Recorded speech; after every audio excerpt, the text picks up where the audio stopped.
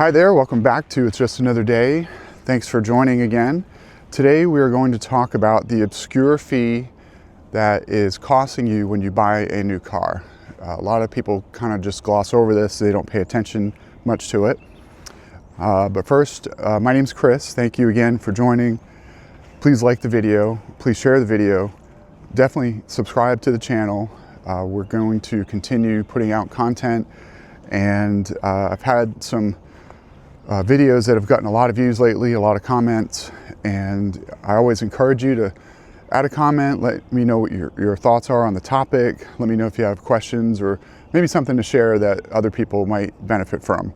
So that's what I'm trying to do, is get dialogue going where people can talk about their experiences and how they handle different things. So car buyers paid more than $26 billion in destination charges last year. That is a ton of money.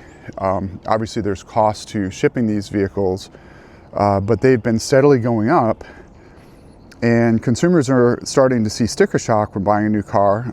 So now it's running on average $1,600. So that's the cover of whatever it costs to ship a new car or truck to its buyer. And automakers have been upping the fee by hundreds of dollars in recent years due to fuel and shipping costs. So these things have risen to get the car to where it needs to go. We had to look at shipping a car cross country a couple years ago, and it was either that or my young adult son was going to drive to the West Coast, and tried to explain to him he's not driven more than 2 hours by himself. There's no way he's going to be able to handle that type of a drive. That's not something that I think he was going to enjoy. And so I know a couple people who made the cross-country drive, and they said they would never do it again. And that's with 2 people driving and swapping off. So yeah, it made the case. He flew out there, shipped the car. It was over $1,000 to get one of these haulers to come and pick it up and take it to his destination. Kind of an interesting way that works, but that's what we're talking about here. There is a cost for new cars being built, being sent off from the manufacturer to all the dealers across the country. But the problem is automakers have been making these prices higher and higher, and the consumers are just absorbing that. And John Morrill, who's a Massachusetts car dealer, he said that it's a way to raise prices that, shall we say, are less transparent to the consumer. So, people look at the sticker, you see a final price. Some people just kind of gloss over all the different fees and add-ons. They're just looking at, the specs, the features, the different additional add-ons. But let's talk about a couple of cars. The F-150, Ford's F-150, those rose from $25.95 last year, up from $16.95 in 2020. So that's almost $1,000 in just a few years. The Tahoe, that jumped from $12.95 to $2,000. So again, maybe was that about $700. And the Sequoia SUV increased 53.5%. So just in a few years, these prices have gone up pretty substantially, just with different things that, of course, car companies have to pay for to deliver these cars. But this started back in 1958. By law, car companies have to disclose additional fees you're tacking on and spell these out.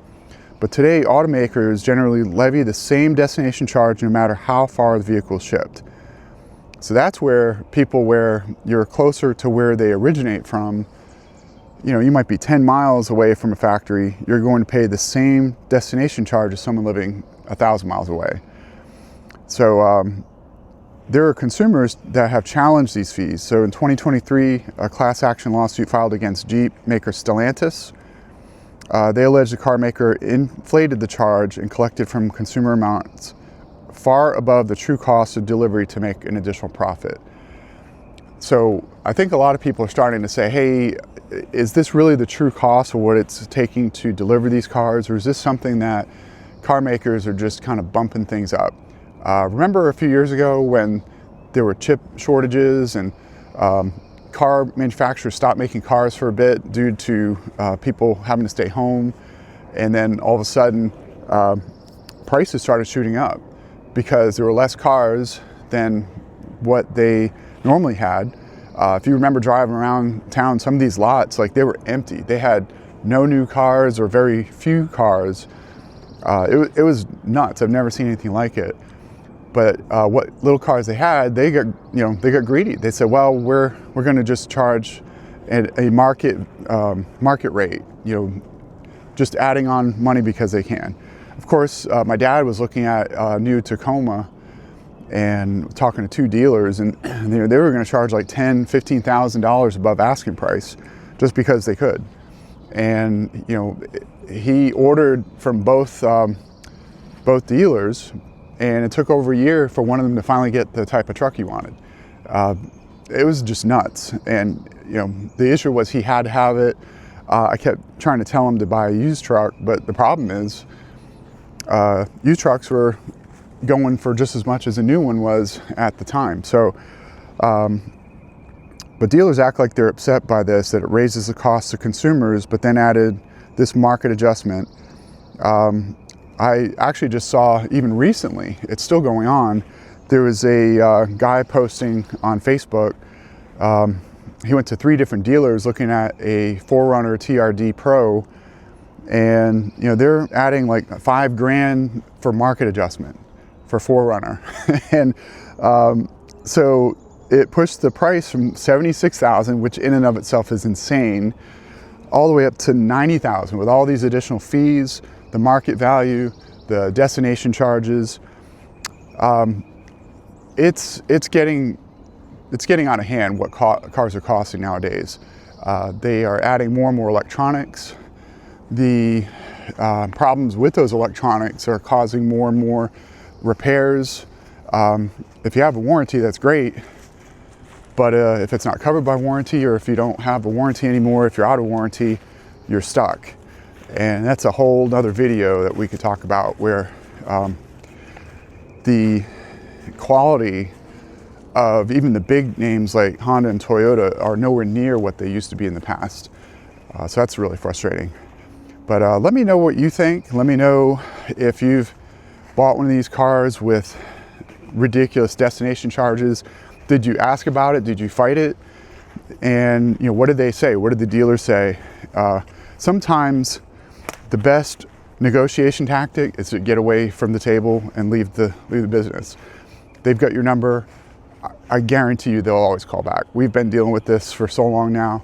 Oh, we're a no haggle dealership. Well, yeah, your price is stupid. Here's some other examples.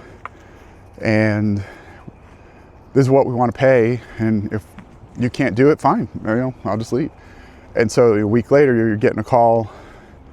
Yeah, we're having a special sale, or we marked down some of these cars. So, and of course, they're selling it for the price you wanted. So don't ever just let these dealers just steamroll you, because they're already trying to add in all these things on top of it.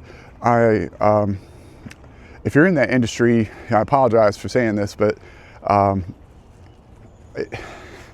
don't have any empathy if car sales are slower right now than they were a few years ago, because you guys are just making up numbers and tacking on these ridiculous fees, and the consumers are paying it, and you're just taking money from people. Let me know what you think. Please, again, subscribe to the channel, and if you want to see any other videos, I'll keep posting them up here so that you can see additional videos that are going on my channel, and I'll see you in the next one.